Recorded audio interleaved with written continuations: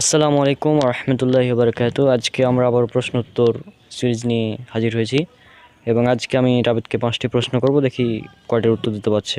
প্রথম প্রশ্ন, পবিত্রতা ইমানের কত অংশ? পবিত্রতা ইমানের অর্ধেক অংশ। পবিত্রতা ইমানের অর্ধেক অংশ, এটা উল্লেখ করা আছে সহিহ মুসলিম কিতাবুত তাহারাত অর্থাৎ পবিত্রতা অধ্যায়, হাদিস নাম্বার 422। এরপরের প্রশ্ন, ইমানের রুকন কয়টি? 6টি।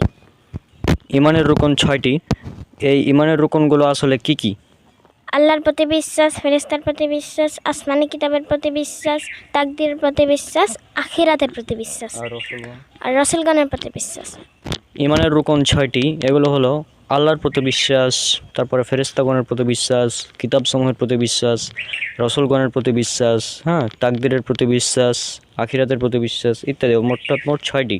এই হাদিসটি উল্লেখ করা হয়েছে সহিহ মুসলিমে কিতাবুল ঈমান হাদিস নাম্বার 7।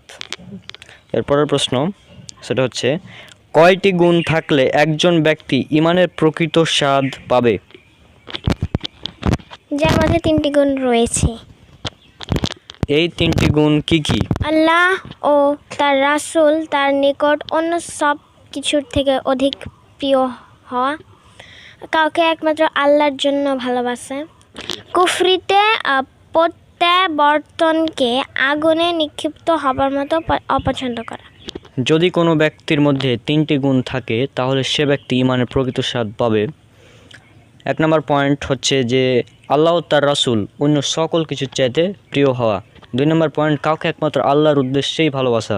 3 নম্বর পয়েন্ট, কুফরিতে প্রত্যাবর্তন হওয়াকে আগুনে নিক্ষিপ্ত হবার মতো অপছন্দ করা। এই হাদিসটি উল্লেখ করা হয়েছে সহিহ বুখারীতে হাদিস নম্বর 16 এবং সহিহ মুসলিম হাদিস নম্বর 77। তো আজকের ভিডিও আমরা এখানে শেষ করছি। ইনশাআল্লাহ দেখা হবে পরবর্তী কোনো ভিডিওতে। আসসালামু আলাইকুম রহমতুল্লাহি বারাকাতুহু।